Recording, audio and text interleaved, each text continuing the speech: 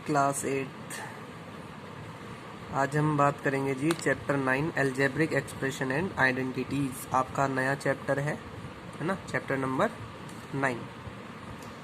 Algebraic identities या algebraic expression ये क्या होती क्या है ना। अगर आपसे पूछने लगे कि होती क्या है तो आप वीडियो पॉज करके थोड़ा सोचें कि क्या होती है। सोचने के बाद जो आप सोचोगे वो दिमाग में एक चीज़ आएंगी, सर जैसे 2x होते हैं, 2x+5 होता है, इस तरह की जो आइडेंटिटीज या एक्सप्रेशन होती है उन्हें हम एल्जेब्रिक कहते हैं। ठीक है, तो आप बिल्कुल सही सोच रहे हैं। बस इसको लिखने का एक शॉर्टकट तरीका और एक शब्द में है ना, कहते हैं ना कि कम शब्दों में बड़ी, छोटे शब्दों में बड़ी बात, तो वो चीज़ मैं यहाँ पे आपको बता रहा हूँ कि यदि आपसे कभी भी कोई पूछे कि एल्जेब्रिक एक्सप्रेशन क्या होती हैं तो आप सिंपल शब्द में कहेंगे कि constant into variable, constant into variable, और वेरिएबल की पावर रेशनल नंबर, वेरिएबल की पावर रेशनल नंबर। देखो सीरियल वाइज पढ़ाने का यही एक तरीका है। आपको रेशनल नंबर इसलिए पहले ही हम पढ़ा चुके हैं, बता चुके हैं, ठीक है। और यदि अभी आपको क्लियर नहीं हो रहा तो आप 7th क्लास की वीडियो देख ले, उसमें है रेशनल नंबर, है ना, ऑपरेशन ऑन रेशनल नंबर, और कुछ क्वेश्चंस भी हैं, तो आपको वहाँ से थोड़ा सा क्लियर हो जाएगा। ठीक है, कुछ सीखने के लिए एक जिज्ञासा होनी चाहिए। ये नहीं होना चाहिए कि मैं 8th क्लास में हूँ, मैं 7th का देखूंगा तो मेरा लेवल डाउन हो जाएगा। ठीक है, ऐसा कुछ नहीं है। सीखना आना चाहिए तो आप 7th की वीडियो भी देख सकते हैं, उसमें भी रेशनल नंबर को अच्छे से एक्सप्लेन किया है। आप वहाँ पे समझ सकते हैं कि किस तरह से होते हैं रेशनल नंबर और क्या क्या ऑपरेशन उनके ऊपर परफॉर्म होते हैं। तो यदि आपसे कोई पूछता है व्हाट इज एल्जेब्रिक एक्सप्रेशन, तो आपका सिंपल सा जवाब होना चाहिए कांस्टेंट इनटू वेरिएबल की पावर रेशनल नंबर। जो इस फॉर्म में लिखे होते हैं वो सब एल्जेब्रिक एक्सप्रेशन होते हैं। जैसे 2x की पावर 3, 2x की पावर 3, तो देखो 2 क्या है यहाँ पे, 2 कांस्टेंट है, मल्टीप्लाई x क्या है, x एक वेरिएबल है, और 3 क्या है, 3 एक रेशनल नंबर है। कुछ बच्चे कंफ्यूज हो रहे हैं कि 3 रेशनल नंबर कैसे है, तो बेटा 3 ऐसे रेशनल नंबर है P/Q की फॉर्म में, है कि नहीं। अपॉन में 1 लिखने से कोई ये 6 थोड़ी बन जाएगा, रहेगा तो 3, 1 3 जा 3, और लेकिन यहाँ पे P/Q की फॉर्म में आ गया, where Q is not equal to 0, तो ये P/Q की फॉर्म में आ गया, ये भी क्या बन गया, एक रेशनल नंबर बन गया। ठीक है, तो जितने भी एल्जेब्रिक एक्सप्रेशन होती हैं they can be represent in the form of constant into variable raised to the power rational number. It may be like that 2x raised to the power 1/2 और 3/7। ठीक है, कुछ भी हो सकती है पावर, 1/2, 3/7, 9/11। अब रेशनल नंबर तो नहीं बताऊंगा मैं आपको, ये चीज़ आप पहले ही पढ़ चुके हैं। तो ये सारी क्या है, एल्जेब्रिक एक्सप्रेशन होती हैं। ठीक है, इसके अंदर कुछ आइडेंटिटीज हैं, और एक वीडियो का लिंक इस वीडियो के नीचे डिस्क्रिप्शन में आपको एक लिंक मिलेगा। ठीक है, उस लिंक में मैंने पावर फंडा समझाया है आपको। पावर फंडा मतलब a की पावर n, a की पावर m, बेस सेम होने पर मल्टीप्लाई में पावर ऐड हो जाती हैं। ठीक है ना, ये चीज़ें मैंने आपको वहाँ पे बताई हैं। आप उस वीडियो को ज़रूर देखें ताकि आपको ये चैप्टर अच्छे से समझ में आए। अगर आप उस चीज़ को समझ लेंगे अच्छे से तो ये चैप्टर भी बहुत ईजीली वे में आपको समझ में आ जाएगा। ठीक है, अब इसके अंदर कुछ टाइप्स ऑफ टर्म्स हैं। टाइप्स ऑफ टर्म कौन कौन सी टर्म्स होती हैं जी? एक तो सबसे पहले आपने जो पढ़ी है वो क्या पढ़ी है, मोनोमियल। मोनोमियल को आपको पता है क्या होती है, जो सिंगल टर्म होती हैं। सिंगल टर्म को हम क्या बोलते हैं, मोनोमियल। एग्जाम्पल बात करें अगर हम, तो 3x मोनोमियल है, 7x मोनोमियल है, 9x मोनोमियल है, मतलब सिंगल टर्म जो होती है ना। 3x की पावर 4 मोनोमियल है, 7x की पावर 1/2 मोनोमियल है। लो जी, ये जो सिंगल वाल है ये भी क्या है, एक मोनोमियल है। पता नहीं कहाँ से आ गया, जा बेटा, ये भी क्या है, मोनोमियल है। अगर हम बात करें 2 टर्म्स की, तो एक होता है आपके पास बाइनोमियल। बाइनोमियल में क्या होती हैं, 2 टर्म्स होती हैं। 2 टर्म्स होती है, जैसे 2x + 3y, इसमें कितनी टर्म है, एक ये है, एक ये है, 2 टर्म। तो 2 टर्म्स वाले को क्या बोलते हैं, बाइनोमियल। ठीक है, और एग्जाम्पल ले लेते हैं, जैसे 3x² + 7x की पावर 5, तो ये भी क्या है, बाइनोमियल है, क्योंकि इसमें भी कितनी टर्म है, 2 टर्म्स हैं, एक 3x है और एक 7x की पावर 5, ये 2 टर्म्स हैं, तो ये भी क्या हो गया, एक बाइनोमियल हो गया। एक तीसरी टर्म आपके पास होती है कौन सी, ट्राइनोमियल। ट्राइनोमियल एक होती है आपके पास ट्राइनोमियल। ट्राइनोमियल मतलब जिसमें कितनी टर्म्स हो, बिल्कुल सही, 3 टर्म हो, जैसे 3x plus 5y plus 7z। तो टोटल कितनी टर्म हो गई, 1 2 3। तो क्या बन गया, ये ट्राइनोमियल बन गया। ठीक है, इस तरह के आपके पास क्वेश्चंस होंगे। ठीक है, मैं आपकी बुक से दिखाता हूँ आपको, ताकि आपको सबसे पहले ये क्लियर हो जाए कि मोनोमियल, बाइनोमियल और ट्राइनोमियल क्या होते हैं। जैसे लेट्स से नेक्स्ट पेज पे देखते हैं जी।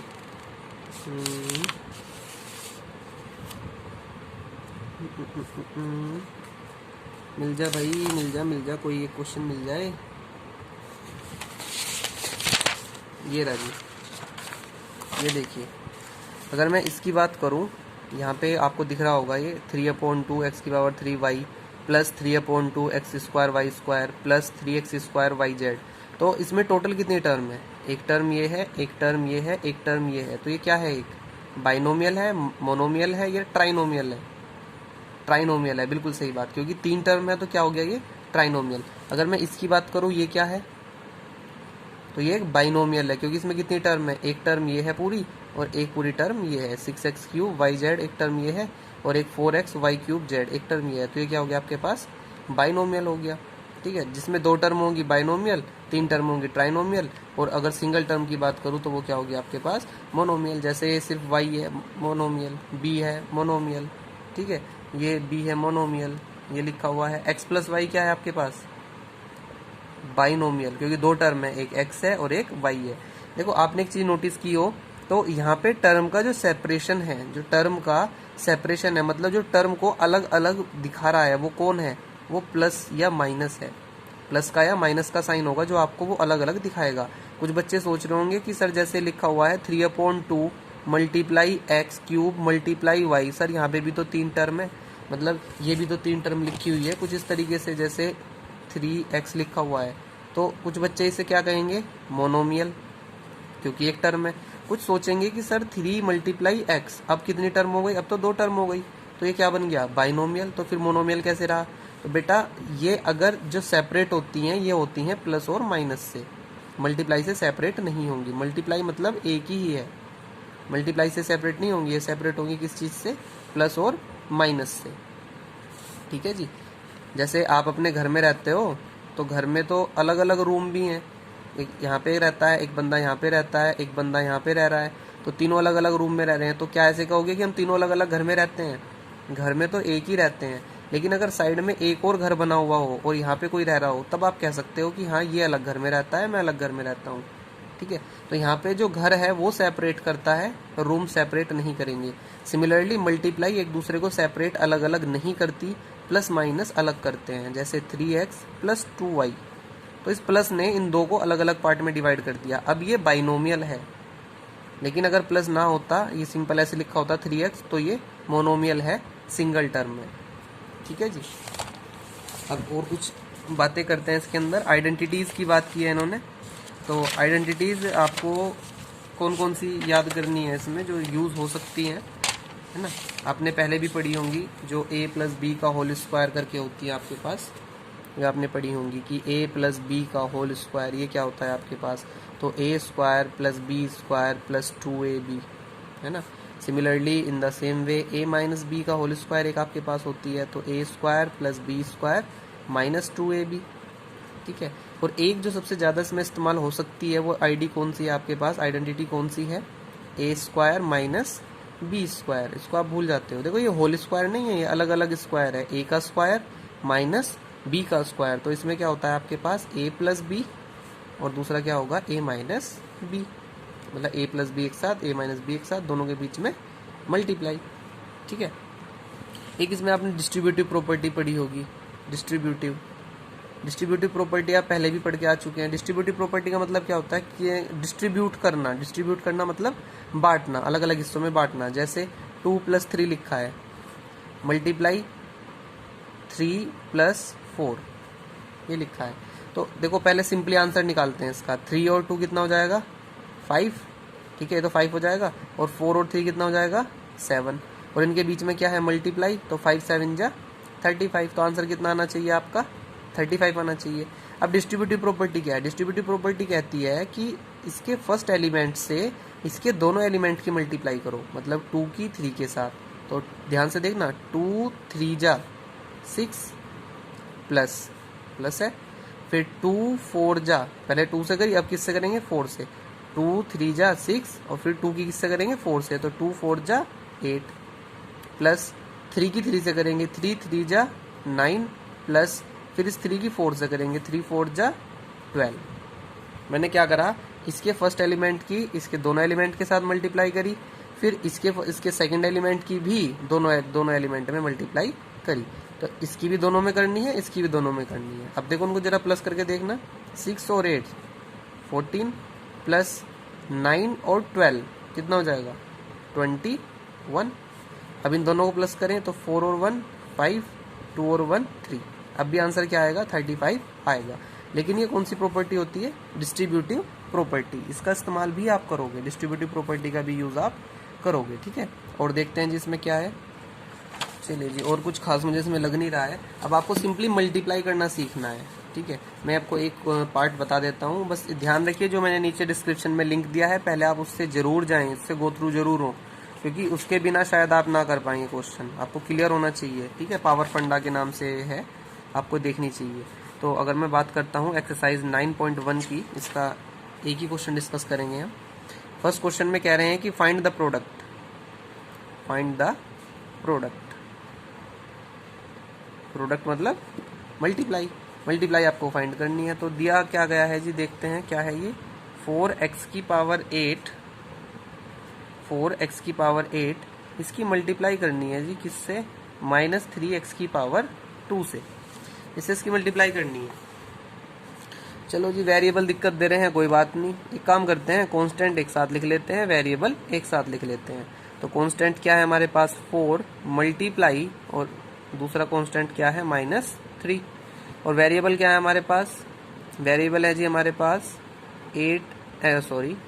x की पावर 8 मल्टीप्लाई x की पावर 2। कांस्टेंट एक साथ लिख लिए, वेरिएबल एक साथ लिख लिए। देखो मैं ये चीज करके दिखा रहा हूँ आपको समझाने के लिए, लेकिन एक्चुअल में सॉल्यूशन कैसे करना है वो मैं आपको यहाँ पे समझाऊंगा, ठीक है।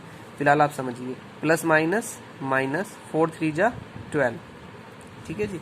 यहाँ पे आ जाइए, x की पावर 8 x की पावर 2 मल्टीप्लाई में बेस सेम, पावर क्या हो जाती है? ऐड, तो क्या बन जाएगा? x की पावर 10। तो ये आपका आंसर आ जाएगा। अब आपको ये इस तरह से ओपन करके नहीं दिखाना है ना, मैं आपको यहाँ पे दिखाऊं 4x की पावर 8 मल्टीप्लाई -3x की पावर 2। ये आपको डायरेक्ट करना है, ध्यान से देखो, प्लस माइनस 4 3 जा 12 प्लस माइनस 4 3 जा 12। कुछ बच्चे कह रहे होंगे सर आपने तो बताया था कि प्लस माइनस करना है और साइन आएगा बड़े वाले का, तो बड़ा तो 4 है, 4 का साइन प्लस है तो प्लस आना चाहिए। बेटा वो प्लस माइनस में होता है, वो ध्यान रहे, प्लस माइनस में होता है। जब साइन की बीच में मल्टीप्लाई हो रही हो तो फिर जो बोलते हो वही आता है, प्लस माइनस तो माइनस ही आएगा। लेकिन अगर यहाँ पे होता कि 4 प्लस -3 तब आपको प्लस माइनस करना था, तब 1 आता और साइन आता पॉजिटिव। लेकिन अगर यहाँ पे मल्टीप्लाई है तो प्लस माइनस ही आएगा, ठीक है। तो मल्टीप्लाई में जो बोलते हो वही आता है, लेकिन प्लस माइनस में सिर्फ करना होता है, साइन बड़े वाले का आता है। तो दोबारा से देखते हैं, प्लस माइनस 4 3 जा 12। अब यहाँ पे आ जाइए, x की पावर 8 और x की पावर 2, और ये मल्टीप्लाई में है, तो मल्टीप्लाई में बेस सेम, तो पावर क्या हो जाती है आपकी? ऐड हो जाती है। तो इसका आंसर हो जाएगा -12 इंटू एक्स की पावर 10, ठीक है। इसका सेकंड क्वेश्चन देखते हैं हम। सेकंड क्वेश्चन क्या है जी, ये दिया हुआ है -18, है ना, मैं लिख लेता हूँ एक बार, -18 जेड क्यूब मल्टीप्लाई -2/3 जेड की पावर 7। ये दिया गया है जी आपको क्वेश्चन। फिर से करते हैं, माइनस प्लस, ठीक है, साइन माइनस का नहीं आएगा, मैंने क्या कहा था कि जो बोलोगे वही होगा, मल्टीप्लाई में माइनस प्लस तो प्लस ही रहेगा, ठीक है। अब 18 2 जा कितना हो जाएगा? 36, और अपॉन में क्या है? 3, भाई यहाँ पे करके देख लो ना, अगर इतनी कंफ्यूजन हो रही है तो -18 मल्टीप्लाई -2/3 ये करना है, माइनस से माइनस कैंसिल हो गया, या आप ये कह लीजिए कि माइनस माइनस प्लस हो जाएगा, ठीक है। 18 2 जा 36/3 यही तो आएगा। फिर Z³ मल्टीप्लाई Z⁻7, तो बेस सेम मल्टीप्लाई में पावर ऐड, ये हो जाएगा। अभी 3 से कट रहा है तो काट लीजिए, 3 1 जा 3, 3 2 जा 6, तो कितना हो जाएगा 12 Z⁻10 योर आंसर, ठीक है। तो मैं उम्मीद करता हूँ कि आप 9.1 का जो फर्स्ट क्वेश्चन है फाइंड द प्रोडक्ट, आप इसको इजीली सोल्व कर लेंगे, ठीक। मैं एक बार आपको ऐसे ओरली बता देता हूँ, ध्यान से देखिएगा। यहाँ पे लिखा है 5/6 p⁻10 इंटू -1/5 p⁻2। तो जब मल्टीप्लाई करेंगे देखो 5 से 5 कैंसिल, 5 से 5 कैंसिल, तो क्या बचेगा -1/6, और p मल्टीप्लाई में बेस सेम पावर ऐड, तो कितना हो जाएगा -1/6 इंटू p⁻12। यहाँ पे देखिए तो देखो माइनस माइनस प्लस और प्लस माइनस माइनस, तो साइन तो माइनस, ओवरऑल साइन क्या आएगा माइनस का आएगा। फिर 3 से 3 कट जाएगा तो क्या बचेगा सिर्फ 1/2 बचेगा। y⁻2 y⁻5 और y की पावर देखो जहाँ कुछ नहीं है वहाँ क्या होगा 1 होगी, तो y⁻2 y⁻5 y⁻1, तो 5 और 2 7 और 1 8, ये आ गया जी आंसर, ठीक है। आप लोग भी इस चीज़ को ऐसे सिंपली कर सकते हो, लेकिन आपको थोड़ी सी प्रैक्टिस करनी पड़ेगी। यहाँ पे देखें तो प्लस माइनस माइनस हो जाएगा, 7 4 जा 28 हो जाएगा। उसके बाद a⁻4 और यहाँ पे a की पावर कितनी है 1, तो बेस सेम पावर ऐड, तो a⁻5 बचा b की 1 तो कितनी हो जाएगी b⁻2, दैट्स योर आंसर। यहाँ पे देखो 5 -10 -2, तो माइनस माइनस तो प्लस हो ही गया, इसकी तो टेंशन ही ना लो। 10 5 जा 50, 52 जा 100, तो एक तो आ गया आपके पास क्या 100। फिर a⁻6 a⁻1 a⁻4, तो 6 और 4 10, 10 और 1 11, तो a⁻11। अब b पे आ जाओ, b⁻4 b⁻4 मतलब b⁻8, आ गया आंसर, ठीक है। और ये लास्ट वाला पार्ट देखो, 3 से 3 कट गया, 2 से 2 कट गया, माइनस से माइनस कट गया, तो सिर्फ क्या बच गया आपके पास -2। भाई मल्टीप्लाई है बीच में, 3 से 3 ना कटेगा, 2 से 2 कट जाएगा, माइनस माइनस प्लस बन जाएगा, तो सिर्फ ये बच गया, क्या बच गया -2 बच गया। अब देखो x⁻2 और x, तो कितना हो गया 1 और 2 3, 3 और 1 4, x⁻4। y पे चलो जी, y की 2, y यहाँ पे है नहीं, यहाँ पे भी 2, तो y⁻4, 2 और 2 4 हो जाएगी।